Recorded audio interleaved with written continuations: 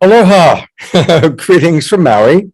This is Love Coach Scott Katamas with my beloved partner in Straight Talk, Trish Wright, and our special guest, Ann Rogers. And welcome. I want to welcome all of our friends. Definitely want to welcome those of you that are in our Zoom room coming on in. I see a lot of our friends are joining us, so welcome. This is the very last episode of Straight Talk. But don't be sad or blue.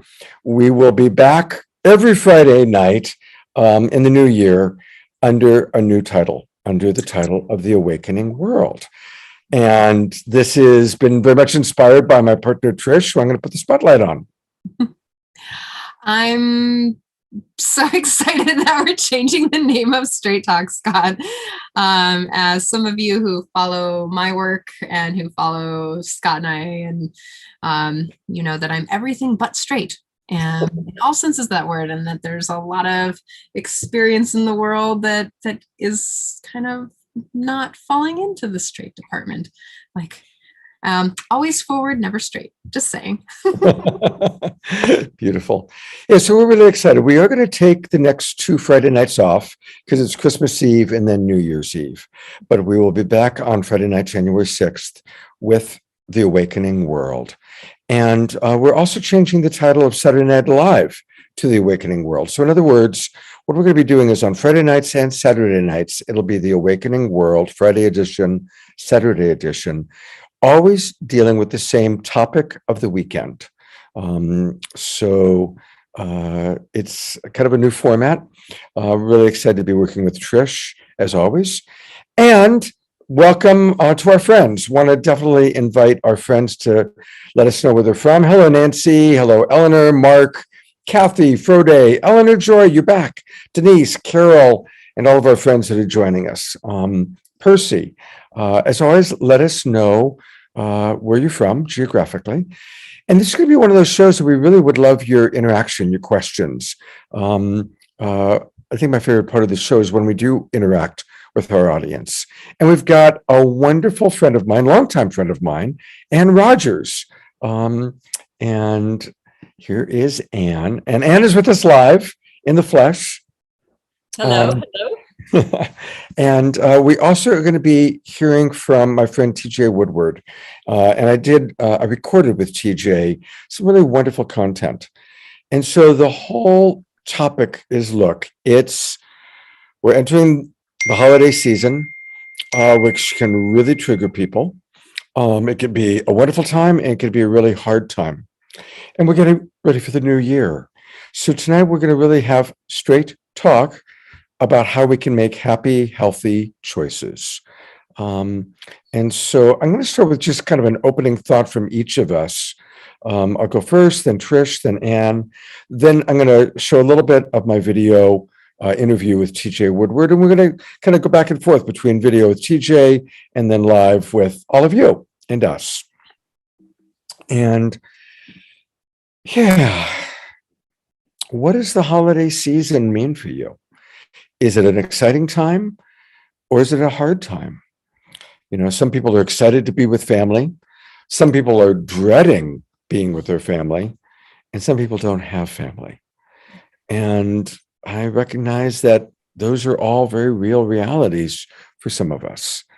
And it's a time that we sometimes are especially tempted to overindulge. Maybe it's overindulging in sugar or food. And sometimes it might be overindulging in alcohol. And sometimes it might be overindulging in other substances. We might be around people that are like, have more pie, have another drink, right?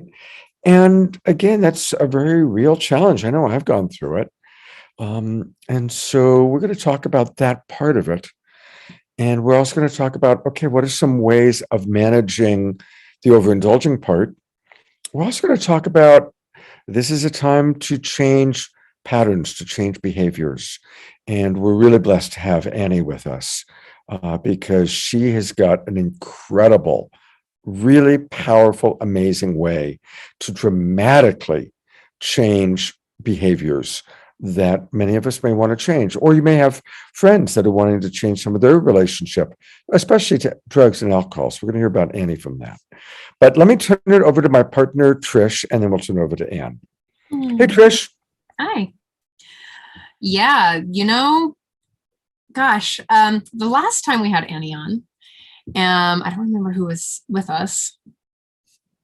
Well, regardless, Annie was sharing a lot about NAD, and she sent us some of these patches that really helped detox from alcohol or drugs or whatever. And she sent them specifically to me for my ADHD and my anxiety. It helped. I got lost. I fell off the pattern there. But it's what I wanted to bring up about this show specifically is that as we crest into the new year, I mean, this last year was tough, to say the least. Anybody else have a tough year in the 2021? Anyone else have a 2020 that was tough? So we're coming out of this 2 years of places where we've either coped using a bunch of things, whether they were quote unquote healthy or not. And some of us, I don't know about you, but some of us are looking at the patterns of our families or our own patterns and wanting to make changes in a more loving or self-loving or compassionate direction. And that's what I see in this conversation is how it's going to evolve. Is we are here with two addiction specialists, two recovery specialists. And what I would love to talk about is a little bit of how so what happens. So here we are, we're sitting with our families.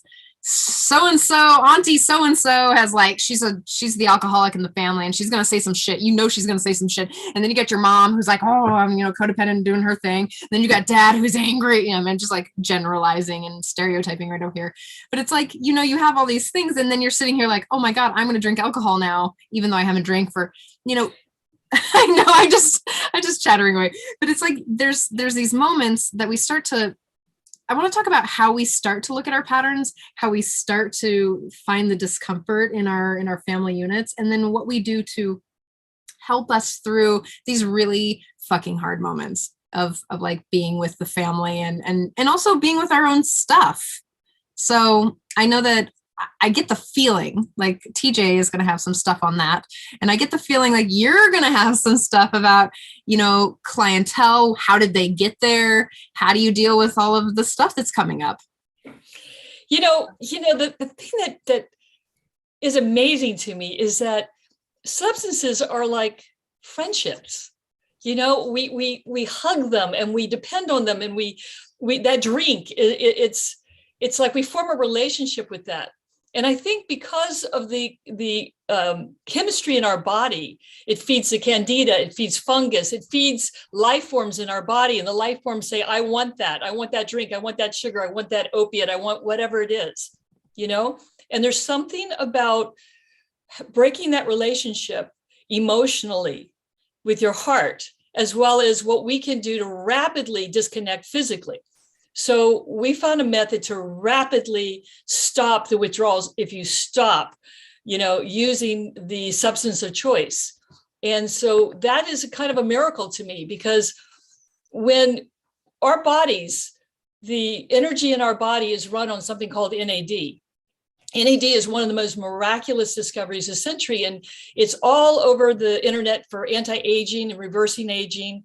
And the study where Harvard did a study with mice and they gave them intravenous NAD and they reversed in 6 days from 2 years old to 6 months old, their tissue.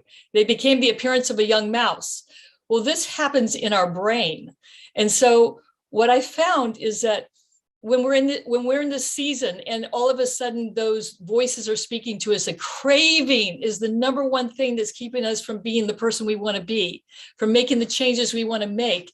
And if we can address craving and then set it up in a way that's going to be successful, like having sober people around you or having a companion that will stay with you till you get over the hill, then you have no desire for the stuff anymore. Right? So breaking that habit, sometimes it's an emotional thing, it's a spiritual thing, and also it's a physiological thing. So this neat development that I discovered incidentally. I heard about this treatment in Mexico over 11 years ago, about 2002. And I knew that all the luminaries from Hollywood were coming to get detox down there. And I just wanted to use it for my brain, but it was too expensive. And then 11 years ago, I brought it over from Mexico, this IV NAD, and watched miracles happen one after the other. People who have been using heroin for 6 years, 10 years, just stop immediately. And all of a sudden have the craving go down. And so the one thing is that that's just the beginning. And that's where people like TJ take over, because now you have to do personal growth. Just because we get you out of jail, I have the get out of jail card. I have a really good get out of jail card. But without the personal growth, without the spiritual growth, without the emotional evolution, there's a tendency to use the addiction to satisfy something that hasn't been resolved yet. But with this cool thing called NAD, which people are doing injections, they're doing nasal spray, they're doing patches, they're doing all kinds of different things. We just happen to find a way to do the IV with a new kind of NAD that you just stick it on your body. You just squirt the NAD right on the patch, and you attach it to your body. And you do that with a high enough dose, and you can get out of anything: fentanyl, alcohol, benzos, you name it. So this is a really important thing to know, because if you have people in your life who really are in jail, going to rehab, their physiology doesn't change. Even if they get some personal growth, their body will come right back with cravings. And so they're going to be right back where they were before. So if you can do it in a proper way where you have love and support, and you stop the using of the substance completely for a minimum of 10 days. In other words, if you can get to that place, then something else kicks in that's really neat. And now you change that relationship with that friend, that cozy drink, that cozy pill, or that high that you get when you feel uncomfortable. And obviously at Christmas time is trigger time. And I know for me, being more of a 70s person, Christmas meant party time. Christmas is where we all go smoke some weed and go out in the car and we drive around and this and woo-hoo-hoo. So you may not even use all year long, but when Christmas comes around, it's time to party, right? It's like let down your hair time, we're on vacation. Well, I think all of us are evolving to a place now where we realize that there's more responsibility as spiritual beings for us to really address who we are, and what our life is and what its own purpose. But if we're physically hung up on something, this is a really cool technique to pop you out of it. And what I notice is people who don't have any issues, they don't have any inflammation, no chronic illness, no brain fog, no depression, no anxiety, they may not feel anything from NAD. They may have plenty of NAD working in their body. It repairs your DNA is what NAD does in your mitochondria. So if someone, it's that one piece that they need, which is to stop the craving of addiction. This is an amazing tool that they can use to get there. So that's what I wanted to share about that. It's really good news, because people go to rehab and the success rate is pretty low. And why is it low? Probably because their physiology hasn't changed. And unless we can rebuild that brain, we can't really get there. And the new year is like the time we're the most busy, because it's a moment where that marks a new phase. So if people want to stop the old habits, this is a great time to do it. Probably not, you have to pick your time when you're ready to do it. Either you're going to go into the new year sober, or you're going to start day one sober of the new year, right? But if you want to quit, then this is an amazing technique to take the withdrawals away and to take the craving away. So that's what I wanted to share about this neat tool that we have. I want to say I've been using it, and it's true. To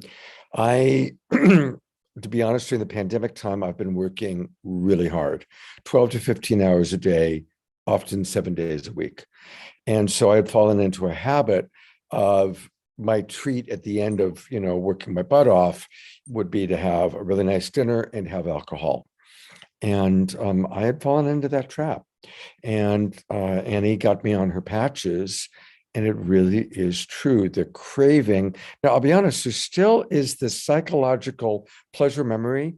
Like I can remember in my mind, if I think about drinking, I can still have a mental pleasure memory, but the physical, oh, I'm really wanting a drink, gone, completely gone. Um, and so, and the patches are great and they're easy. And I only, by the way, I use one patch a week. I don't, it's not like I need it every day. I think at first I did it every other day, if I recall correctly. Or every day. When you first start, you do it consecutive. It's like You get do the it engine consecutive going, and then days, you right? back off and do it as needed. Yeah. Yeah. Right, exactly. You know what? While we're with you, let's just go ahead and take a look at the website. And somebody had asked, what is NAD? So I copied that and put it into the chat box. But tell us a little bit more. This is the website where you can get all the information, and it's nadconcierge.com. nadconcierge.com. So I know that before we went on air, you were showing us this chart. So I'm pulling it up. What's this? Tell us a little bit about what we're looking at, Anne. So this is a study done with someone full-blown alcohol addiction and opiate addiction. These are opiate and alcoholics. I think it was 30 each, 30 patients each. And this is their craving from 0 to 10 on day one. For opiates is the purple one and alcohol is the green one. This is their craving on day 5, and this is their craving on day 10. Now this is consecutive days. And at this point it was doing IV NAD. Now it's very hard to pay for 10 days of 4 to 8 hour a day infusion with IV NAD. So that's why I was so excited that we found a breakthrough using fresh made frozen NAD that we thaw out per patch, and we put it on your body, and we can do the same thing. In fact, even better, because we go around the clock now. So my 2 worst alcoholics over the years who relapsed to the point of, I really thought that they might die, they haven't drank since their first patch 9 months ago, and one of them became a drug counselor, and the other one runs our house. That we have a retreat house for people who need to come and crash someplace and feel safe and feel loved and have their food made, and so that they can just, go through their process. So this is just a technique that is really useful to know, because almost everybody knows somebody who's really, really messed up, and it never should be done in isolation. It always should be done in conjunction with a program that supports them, loves them. And that's unique to each person, because everybody's different. Everybody has different resources, to support them. So, Anne, I'm going to go back to the website for a moment. What else should we know about on this website? Like, where else do you want to direct people? So NAD, by the way, I mean, the things that it works amazing for, because NAD is made from tryptophan or niacin, but it's naturally occurring in our body, and it is what causes the cell to produce energy, ATP production. It feeds on NAD. And our body repairs the DNA with something called NAD. So it does DNA repair. It helps with energy production. It works on hundreds of metabolic processes in the body. So it's like an enzyme. It's not like taking a supplement. It's not taking a drug. It's an enzyme that when you take it in the right quantity and dose, that's the art of it. And you can turn your engine back on. People with COVID, for instance, post-COVID with brain fog, tremendous results, 4 days in a row, and bam, their brain's back. People with neurological conditions. We have a Parkinson's patient right now. His shaking stopping. He stopped shaking. He can get in and out of the car better, more smoother. We have anybody who has an inflammatory issue in their body, chronic illness, chronic gut issues, all those kind of things. We go way down on dose to like 200 milligrams versus 2,400 milligrams for an addict, So there's an art on using NAD, but NAD is like a little God molecule that when your body is low on it, you have these things that don't have the energy to fix themselves. And we raise the energy, that intelligence in your body, and now your body can fix itself. It can retain balance. So it's really something for people who need to make a transition, who need to boost their NAD level for a short period of time over a series of days. And then in many cases, they do boosters, like once a week kind of booster, or once a month, or 2 to 3 days every couple of months, or that kind of thing. And I call it the intelligence, because everybody knows what they want. Everybody becomes their own doctor. And I love that. I love that they know exactly what they want. And that's intelligence. That's feeling your intelligence come back. And, when you're craving, I feel like we're really living off other life forms. The viruses, the fungus, the parasites in our body, they all crave the alcohol and the sugar and the opiates. They're the ones running your life, and NAD seems to bat down candida quite a bit. In fact, if you have a high dose of candida, you got to go real low and just work your way through it, Yeah. I want to read some comments that are coming in from our audience. Mark writes, Gabor Mate says that we can become addicted to anything. I haven't had alcohol for 14 years, but Kratom, which is a tea, has subtly seduced me. Time to stop. I use it to distract myself from difficult life details. And then he writes, this sounds very helpful. And Nancy has a question. I'd like to comment on Kratom.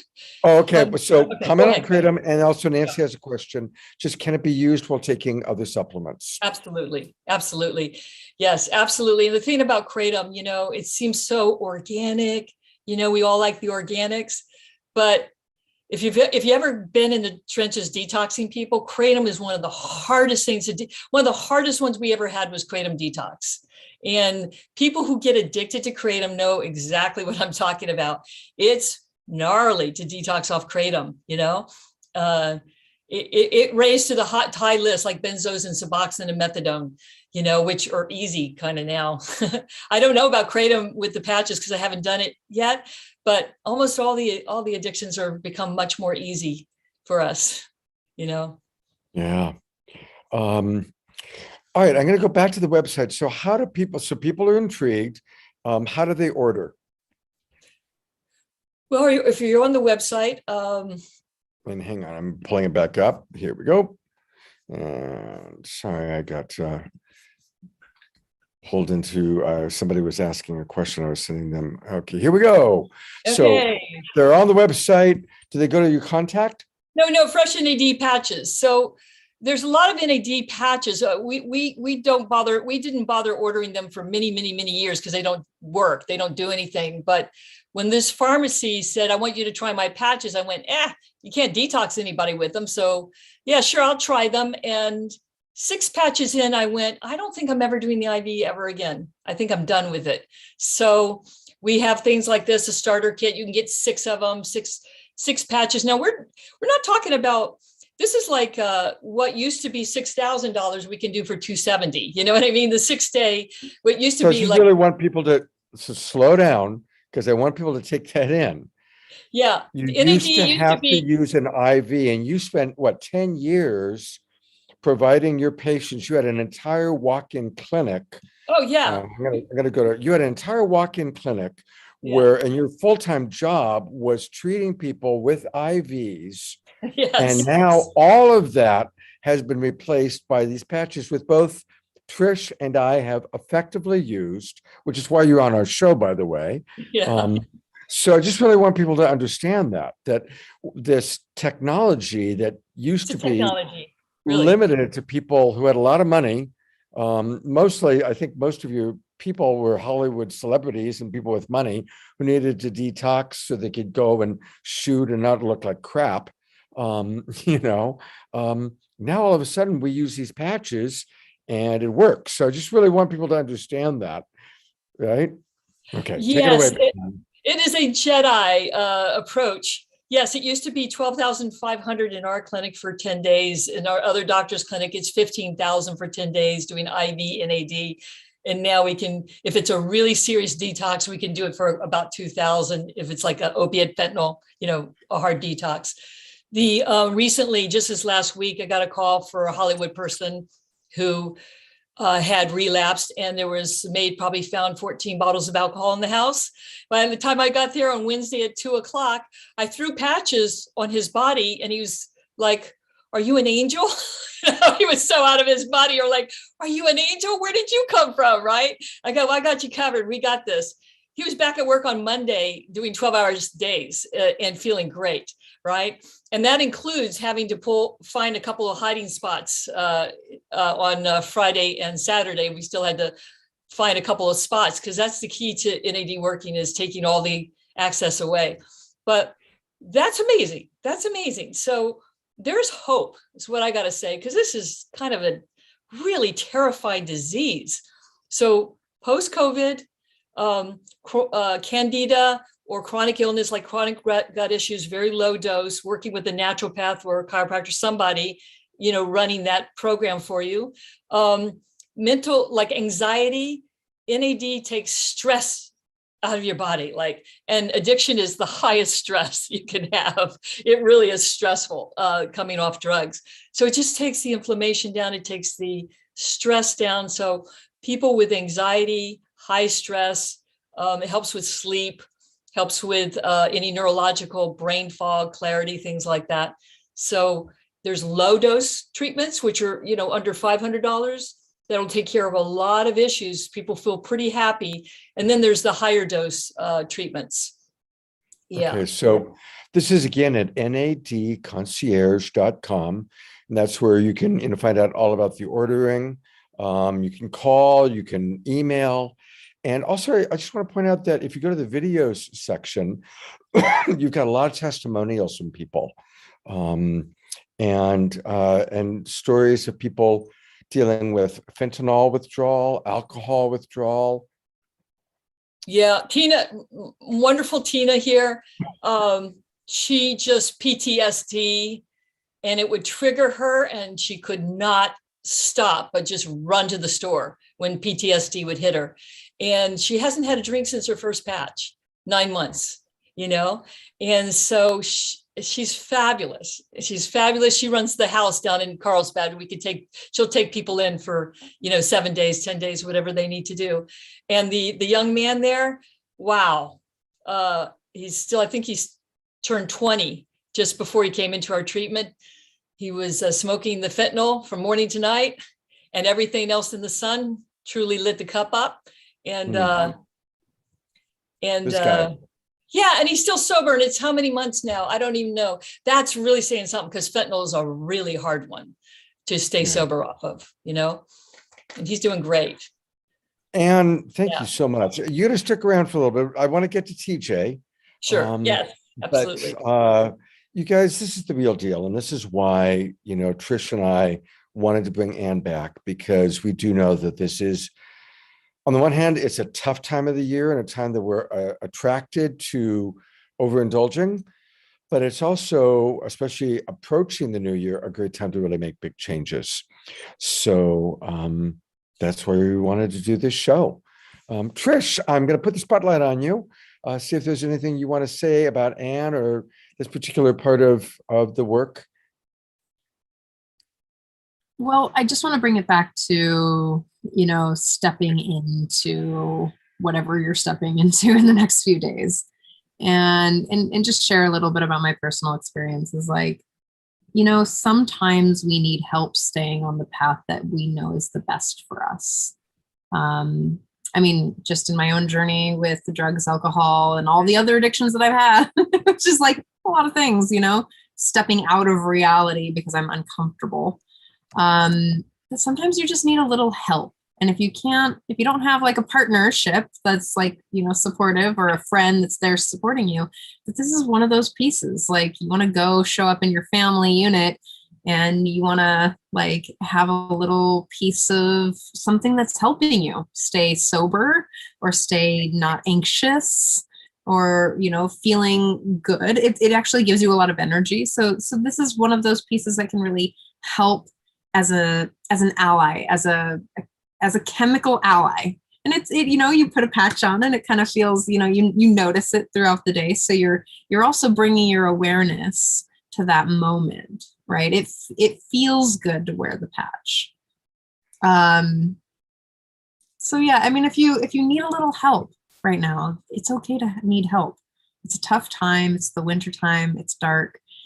And this can really help you. And I think there might be some questions in the chat box. So maybe you can answer those a little bit. But I do want to kind of get to TJ Woodward for a few minutes. And again, TJ, honestly, he's been my coach. And he's just a lovely man. He's a really lovely man. And I'm snobby about coaches because I'm a coach and I'm a very good coach and I train other coaches. And honestly, when I've hit challenges, there are two people I go to, and one of the two that I go to is TJ. So he's written 3 books. His first book was Conscious Being. His next book was Conscious Recovery. And his new book is all about conscious creation. So anyway, we've got some really fun stuff. So let's take a look at what TJ has to say, and then we'll all be back to comment on that. Here we go. Right. And, I really appreciate that you honor me as someone who, we did get to work together coaching. And, you and I know that it's really about consciousness and holding each other. And I just appreciate that you gave me the honor of holding some space for you during a time of transition. And all of us at any moment can be the coach or the coached. Yeah, that's true. That's true. I much prefer being the coach than the coachee. It's so much easier, isn't it? Well, let's just start first of all by what does it mean to be a conscious being? And tell us a little bit about the first book and how you got started. We'll kind of go through the progression. Perfect. Yeah, my first book came out in 2015, and it was really the culmination of me asking the question, how can I articulate the message of awakening in the most simple way? I have read some of the most phenomenal books, as many of us have, and sometimes I would read a book and I would have to reread the paragraph multiple times because they can be really dense, right? And so the intention for Conscious Being was really like you and I sitting down, having a cup of tea or a cup of coffee and having a conversation about how we awaken to our true nature. So I wrote it in a way that's really conversational, like we're just sitting down talking about these different topics. And some of the topics include living in a more compassionate way, how we look at consciously the evolution of our own consciousness, how we stay centered in an ever-changing world. So it was really a series of, it started with 12 talks that I had given, and those talks became chapters, and it became a conversation that I hope to have with people. Again, in the most simplest way to say it is, how do we awaken to our true nature and our highest possibility? Beautiful. So what's a tip that you can give us right off the bat for that? Well, the first thing that came to mind is I'm thinking about the chapter called Everyday Compassion, and it really is dedicated to my first spiritual teacher. You could call her my first coach, Mary Helen Brownell. She's phenomenal. And when she made her transition in 1998, I was really aware that she had helped so many people and yet had never written anything and barely ever was recorded speaking. So I wanted to be a scribe for that. So that chapter is her 7 spiritual truths. Now, she did not make a list of 7 spiritual truths, but I reflected on what are the things I heard her say most often. And the one that came to mind when you asked that question is, there's only one of us here. And I remember being, when I met her, I was 20 and I was I had come out of an addiction, and I felt really damaged and wounded. And that showed up as a lot of judgment of other people. And she would say, remember, there's only one of us here. And so my instruction was to see the other person I was having, seeming conflict with as me, and they, as me, and me as them, and really recognizing the profound, simple truth of, how do I make peace with others? There are no others. How do I forgive others? There are no others. So that's what showed up for me when you asked that question. One of a practice that I love with that, even though we're focusing on you, I got to do my favorite practice, is when I'm having trouble accepting that other person in that way, is to think to myself, there's God fully experiencing itself as Donald Trump, as Joe Biden, as pick whoever you're challenged by. Or if you really want to go for it, there I am fully experiencing myself as this person. And to contemplate that, to reflect that. Yeah, I love that because that's exactly the practice. And it's, of course, synchronistic because it's exactly what I offer in conscious being. One practice is to look at the other person, the perceived other person, and say, isn't it interesting that I'm doing that? Right. And then becoming aware of the compassion that I can have for myself, showing up as Donald Trump or Joe Biden. Those are great examples, right? Because most of us might have an opinion about one or both of them. And when we move into a spiritual awareness that we're all perfect emanations of one source energy, that we are indeed really one frequency and one energy, life becomes completely different. We then live in a completely new way. And that's really what I mean by awakening to our true nature. Yeah, yeah. All right, we are going to take a break to see what our audience has to say, and then we'll be right back with TJ Woodward. All right, back to you, TJ. So how did conscious being and that book and the success of that book and your own process lead to conscious recovery? It's interesting you asked that question because it actually leads us to conscious creation, which we're going to talk about later. The reason I say that is I have learned how to trust visioning. And visioning, of course, is very different than visualization. And the reason I'm starting with that is, to tell you the truth, I did not want to write conscious recovery. I did not want to be pigeonholed as a recovery person. That was not what my mind was telling me. I had a spiritual community at the time, and I was working in the addiction treatment field, but I was trying to pivot away from the addiction work. But as I got quiet and listened, which is the practice, that voice kept coming through of conscious recovery. Write about your perspective, your experience, your point of view about addiction and recovery from a very, very different lens and a completely new way of looking at it. And I sat with that, and I sat with it for at least 6 months and ultimately yielded to it and started writing Conscious Recovery. And of course, it has really exploded, and it's being used at treatment programs all over the world. And it's a huge honor for me to have said yes to that inner knowing. And I start with that because, in some ways, who am I to say what I'm supposed to be creating and revealing and what wants to show up, right?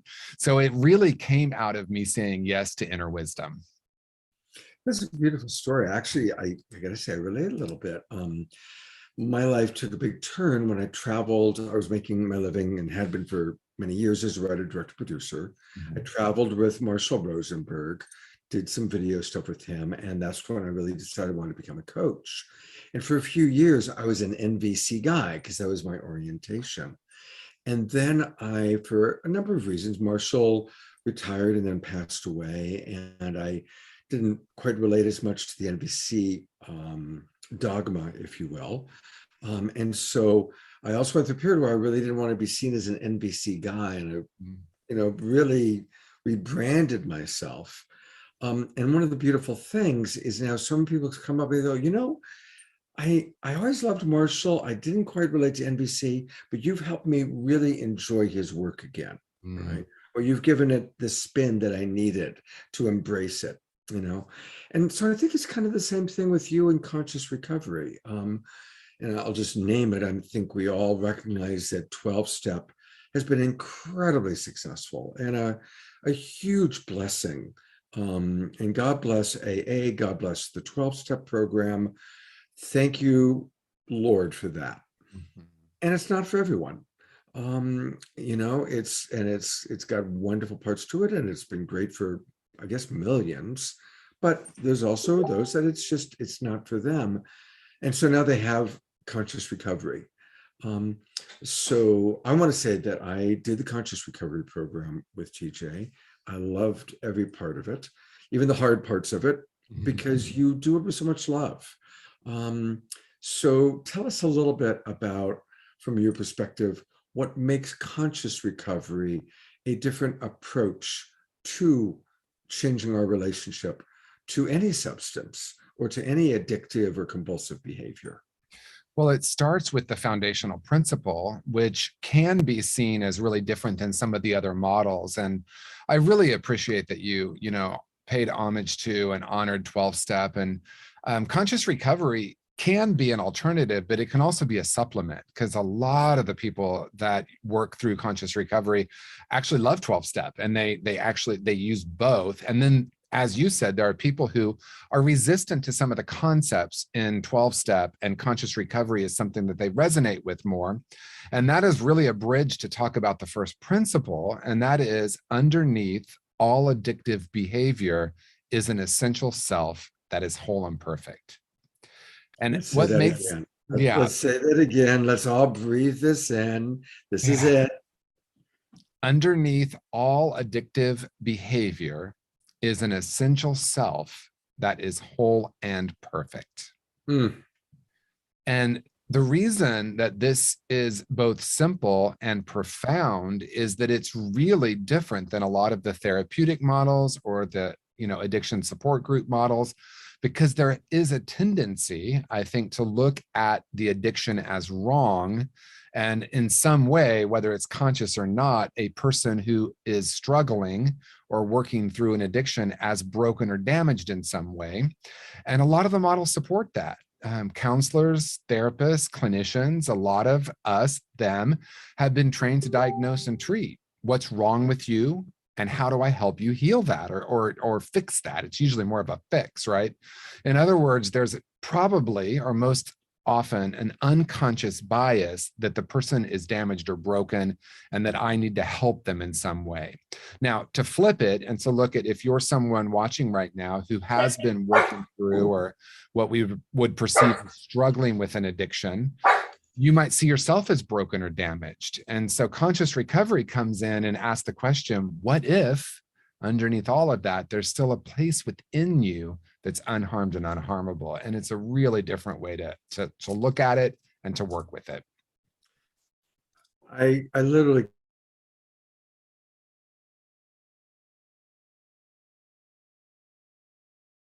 You're muted, Scott. Yes. there's that cycle, the shame cycle. Let me go back. I want to. You And now I've lost where the video's playing. Where is it? Where is it? Here we go.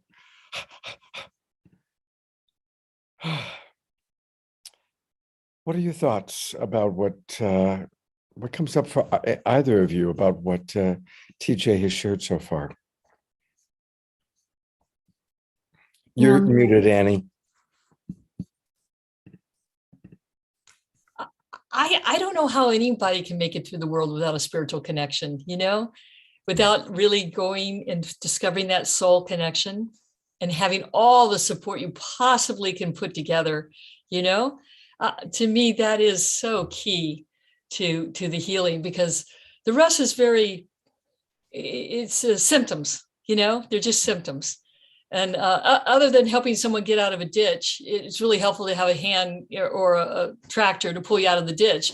But other than that, not getting back in the ditch is, now we're on a different path, spiritual path, Yeah. Trish, any thoughts? And you're also muted, hon. I know. I didn't say anything. I what I love about all of the work, and even bringing Gabor Mate in, is that it's holistic. There is no separation between the traumas that we have and the addictions that we have and the way that we work through them. That, there is a belief that, I'm going to totally butcher it, by the way.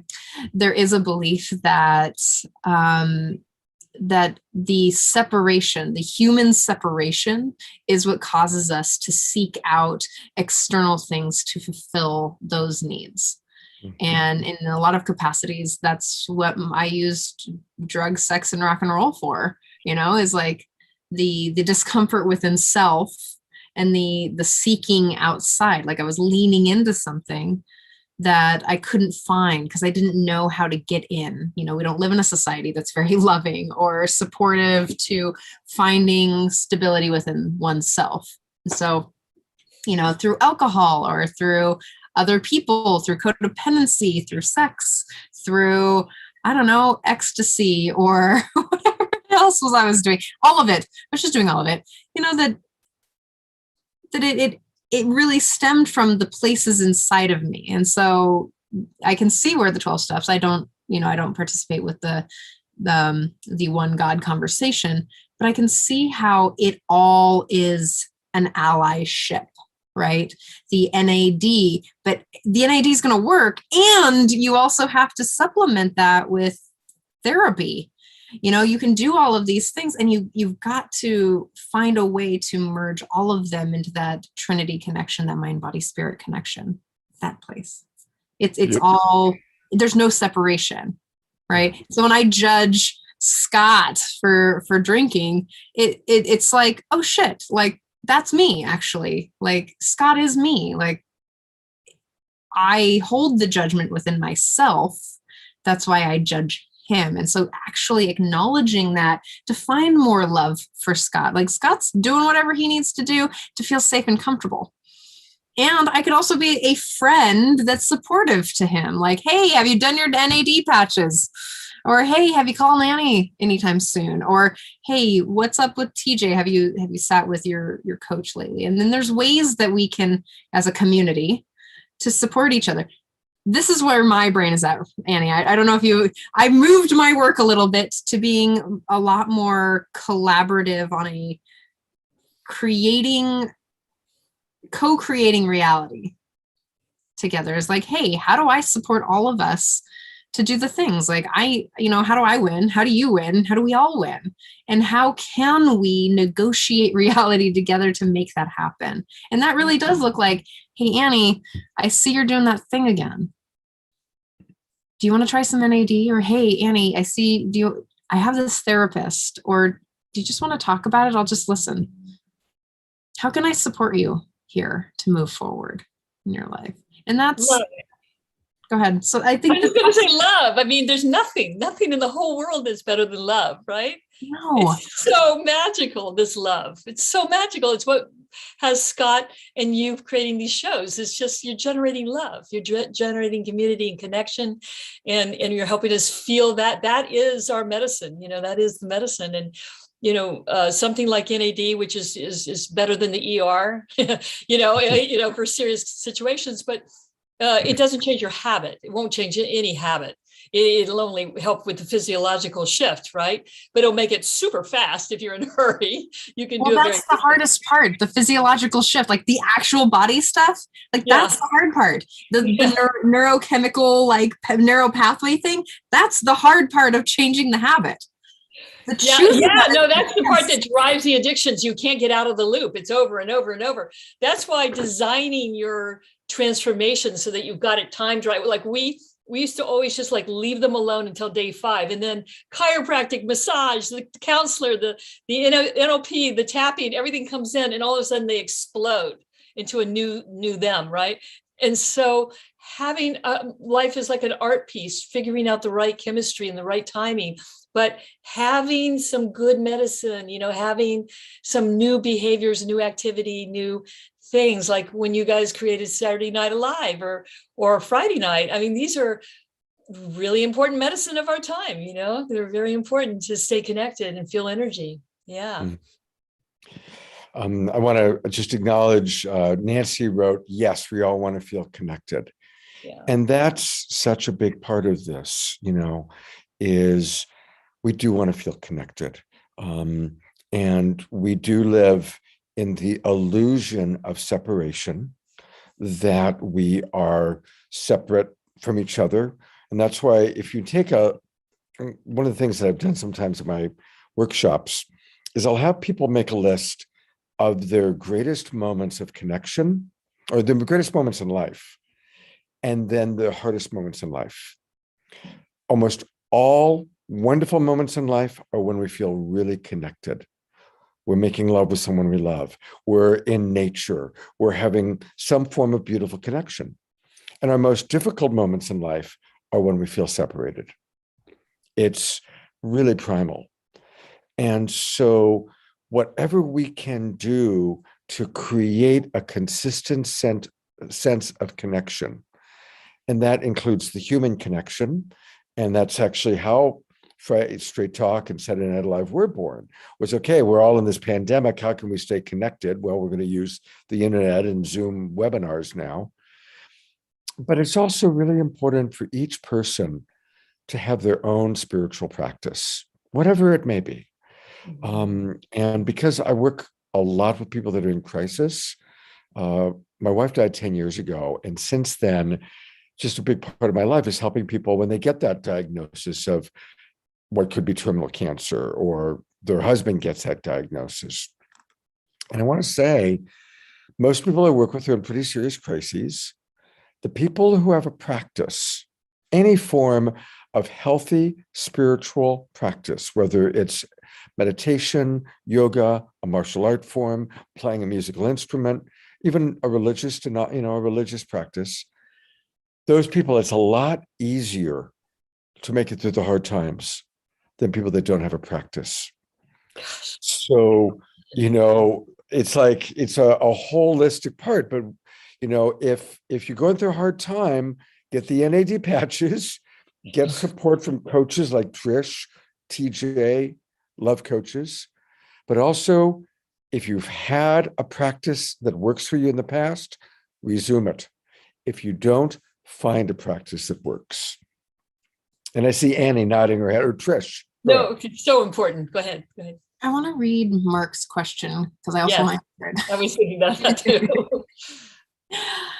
If we're sensitive and empathic, and the world is a mess, aren't we destined in some way? Oh, hold on. Aren't we destined in some way to feel background distress? My heart breaks over and over every day when I see homeless people, especially when it's cold and raining. How do we find balance of compassion and self-protection? And I can't answer this question.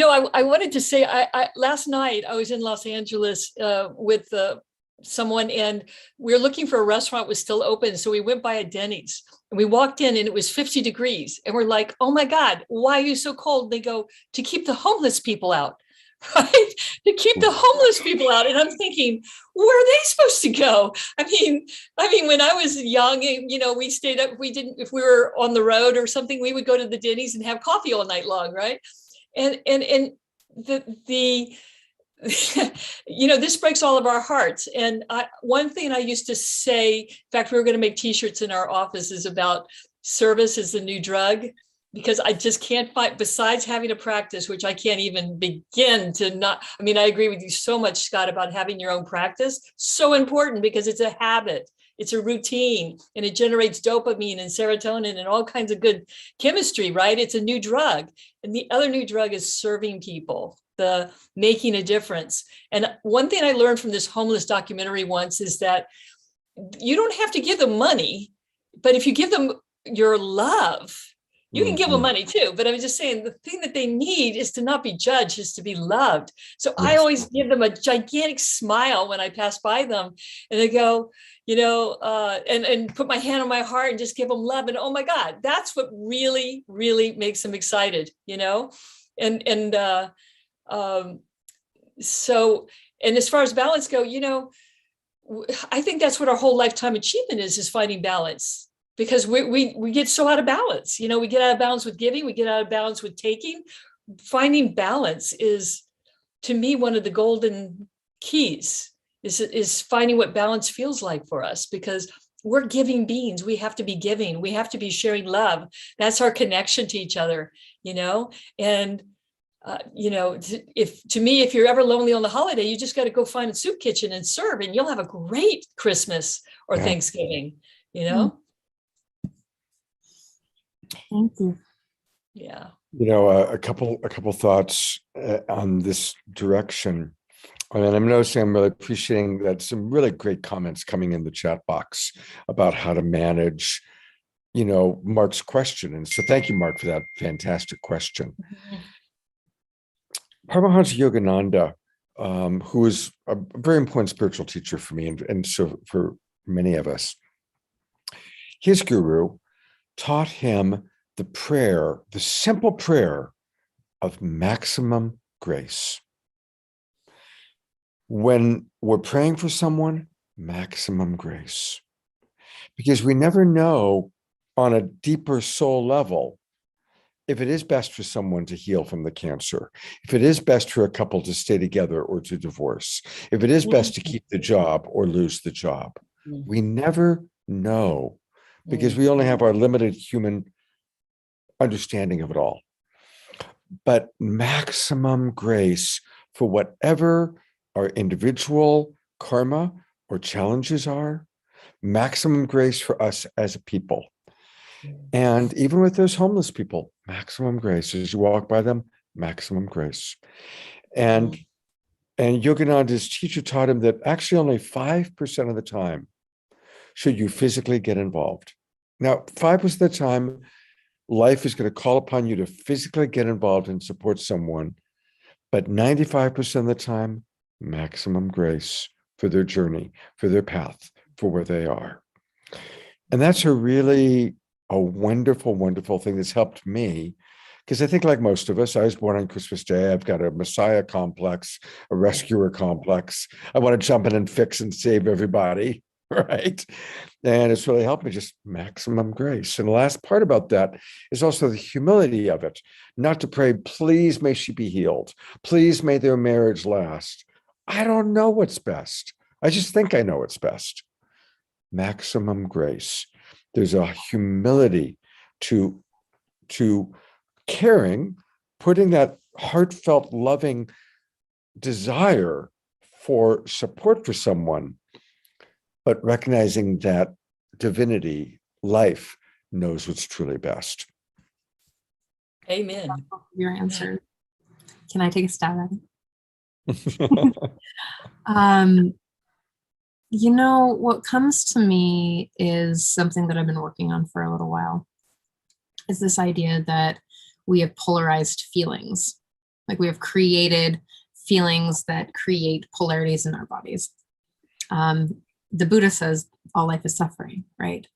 That being, I feel, and this is my personal opinion, is that like being this beautiful, amazing, vast spirit and being in this human skin, which is kind of uncomfortable.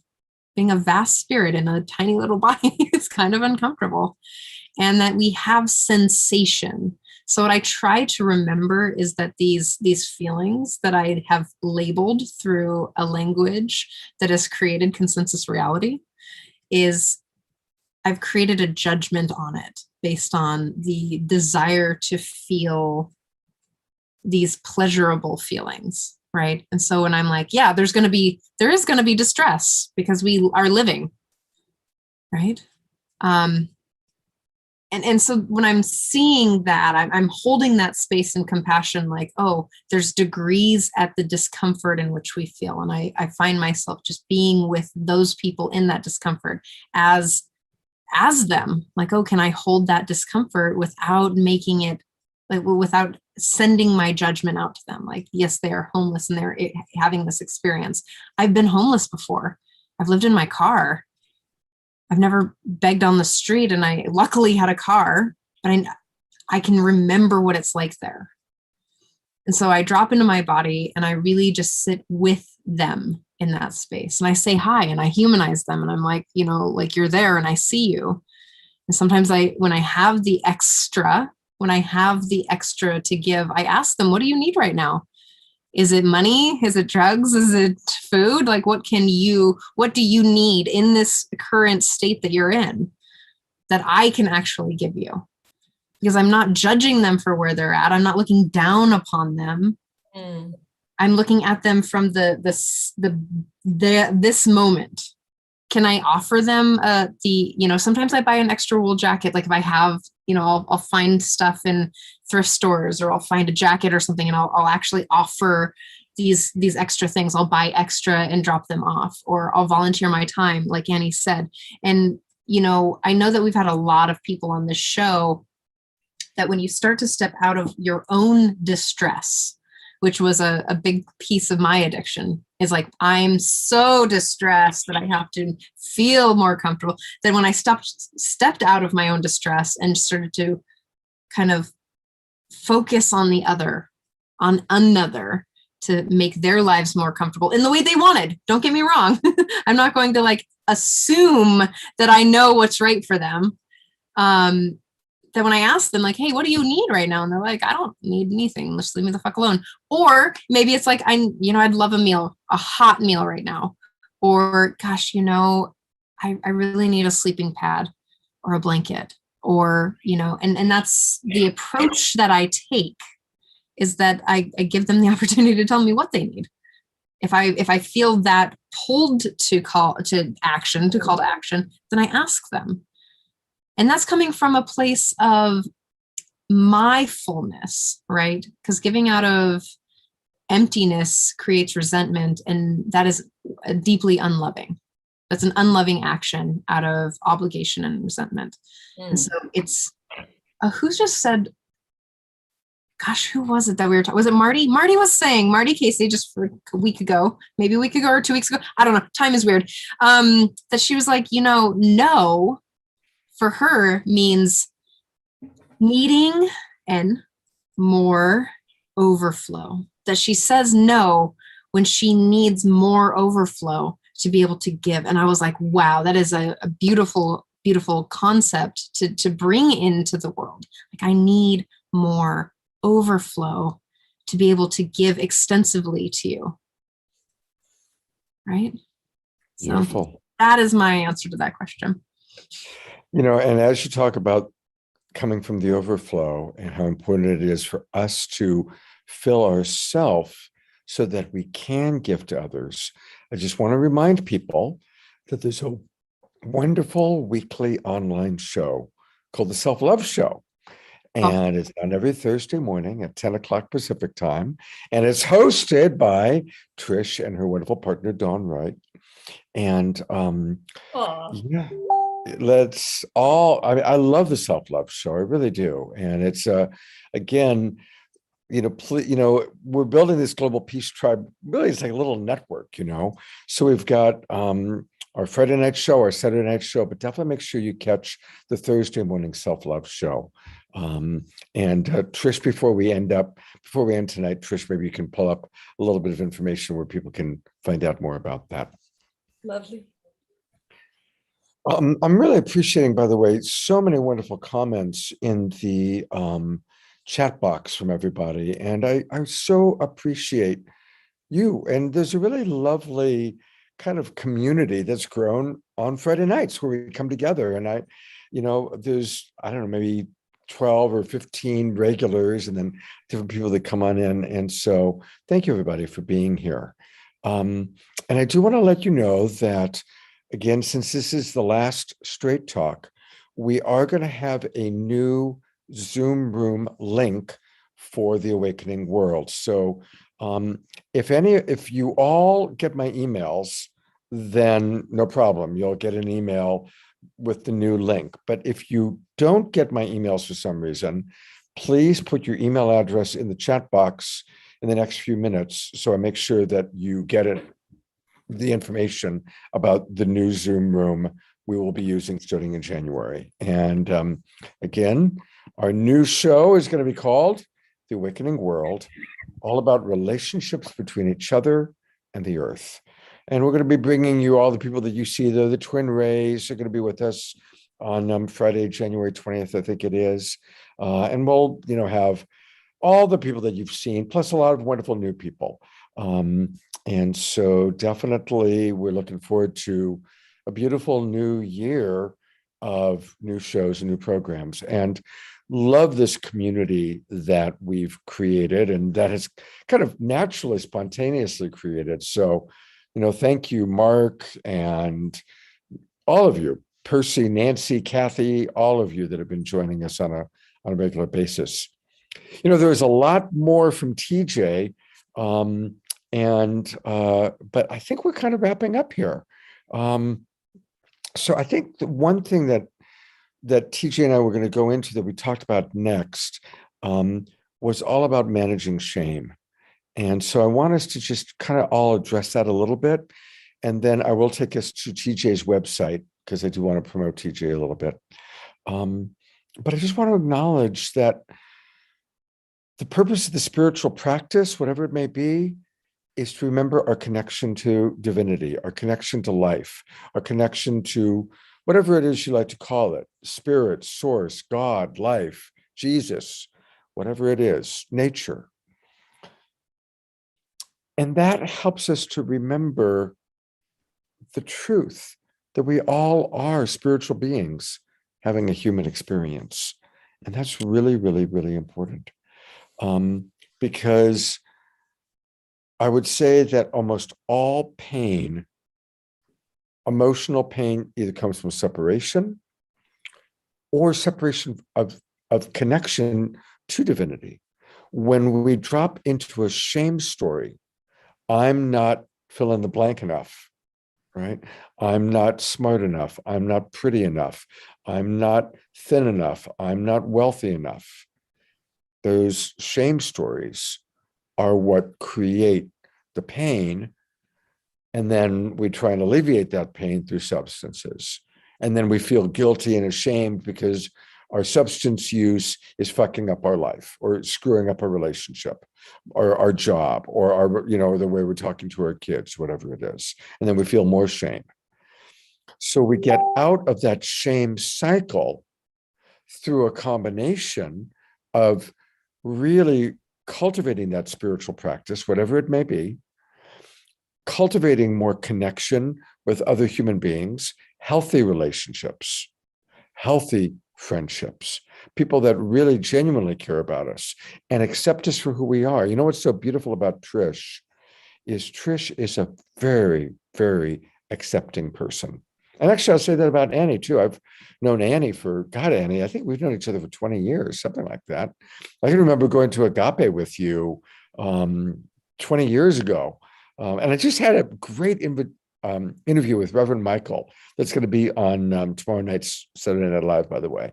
And I spent an hour with Reverend Michael a couple of days ago with him talking all about his spiritual teachers. It was awesome. Anyway, both Annie and Trish are two of the least judgmental human beings I know. They both are genuinely compassionate, loving, accepting people. And so let's surround ourselves with non-judgmental friends. And let's practice. Let's notice, when are we being judgmental? And let's really make that a big shift in this new year. Because when we replace judgment with compassion, everything gets better. Thank you. All right. Final thought from each of you, and then I'll do a little bit of promotional things. Trish. Well, I just want to add this last thing, that if you want to be compassionate and accepting to others, you can only do it from inside out. Your judgments and your feistiness literally live within your values within you. So when you judge another person, you're judging yourself, and that's yours to work out. So if you want to be compassionate and loving, it's a constant practice to come back to, where am I judging? Where am I using that same judgment as a value and that's the place of being radically accepting and compassionate. That's all I'll say. Have a good night. Annie, what are your final thoughts? A few days ago, this spiritual teacher gave this wisdom that has really been life-changing for me. And it's that if we realize that humility is the only way sometimes that the divine can get into us, through that ego and through that, all those thoughts and beliefs and all the shame and the blame and all the judgment and everything, that if we take every situation and we see it as an opportunity, that it's there to help us cultivate humility, that then now the divine is reaching into us because we're out of the way, we're surrendered. And I just love that concept. So no matter what's happening in my life, I see it as fuel for that surrendered, humble place, so that the magic can happen without me interfering with it. Beautiful. Thank you, Annie. Yeah. All right, so I want to read a couple of last comments and actually respond. The way we're going to differentiate between the Friday Night Awakening world and Saturday Night Awakening world, They're both still going to be similar formats. Friday night will be a few guests talking with Trish and myself, going deep in conversation, just like tonight.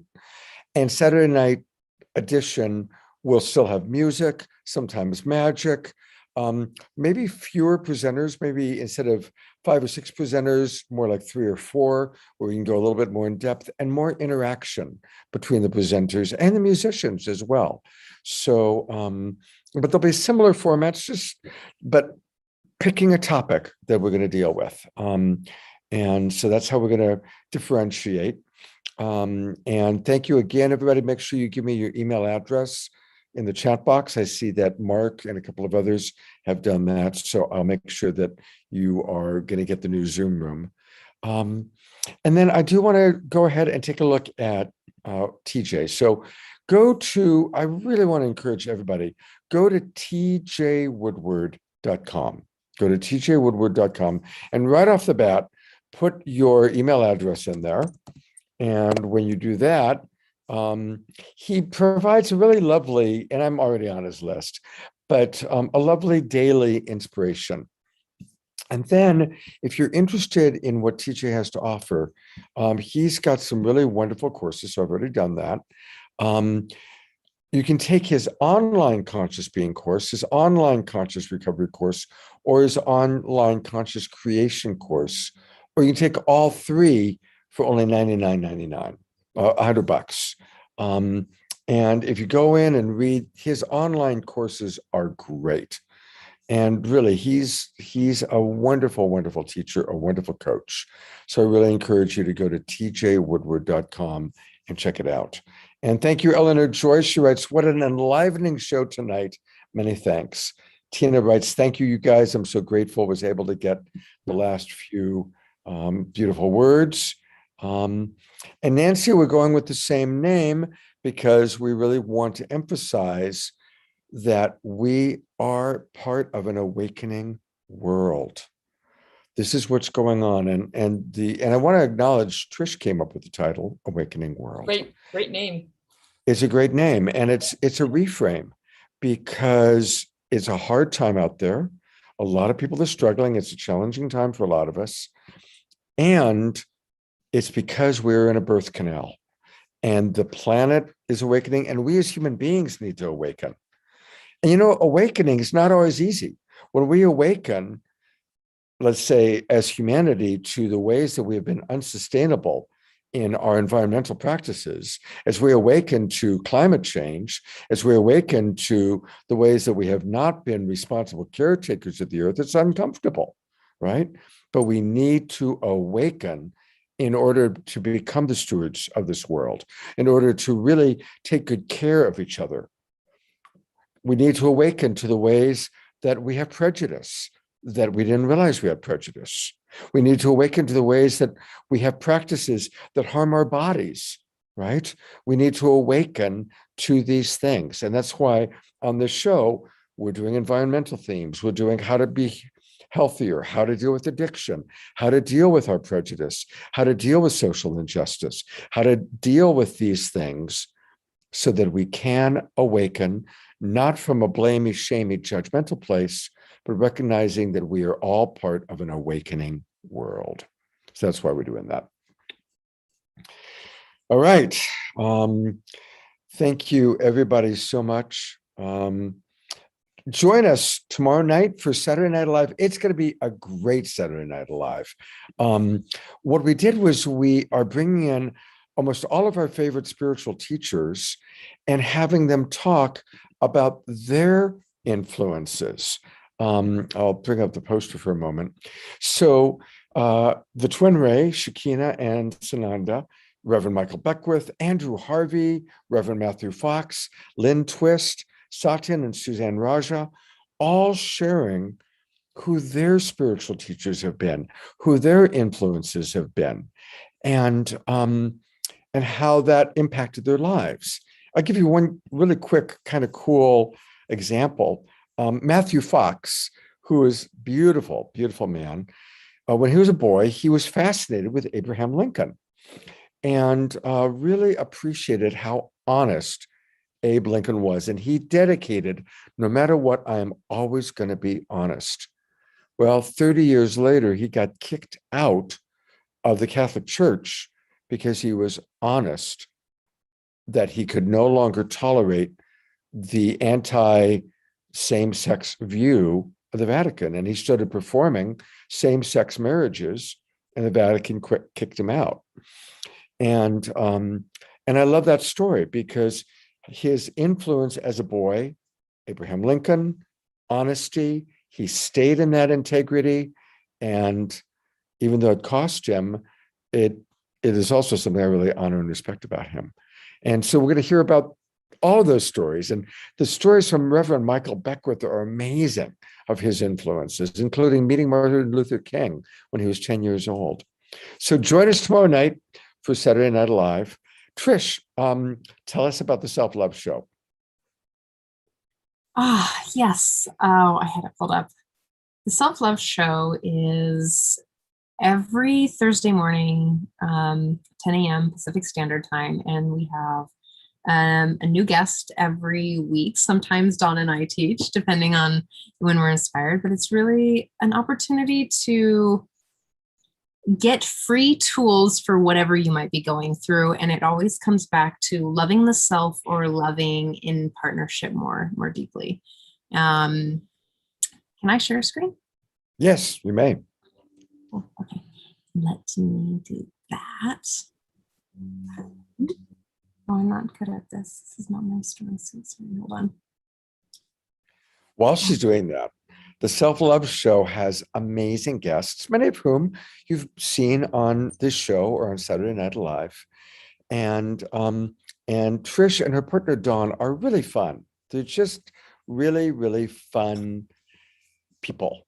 And they do provide really wonderful wisdom. How you doing with share screen? Got it. Okay. Well, I was like, I could send you to the Facebook page, but you guys can find me there. It's the Self-Love Show. And if you know where to find me, you can find it there. But this is also something that I'd like to share is there is so many videos here on self-love. Like, look at all these videos of really every topic that might be something that's alive for you. Maybe you're just like, I have an hour to, maybe I want to know what emotional self-compassion is, or one of our favorites, Michael Dyer, overcoming negative self-talk. We love Michael. Or maybe, what do you want to build an awesome world together? Or maybe you're like really in love with flower essences, or you're like, oh, Lola Pickett did an interview with them. Let's listen there. And it really is like a dynamic conversation. And then you get a tool that they take you through. And it's awesome. It's an awesome conversation. It's really beautiful.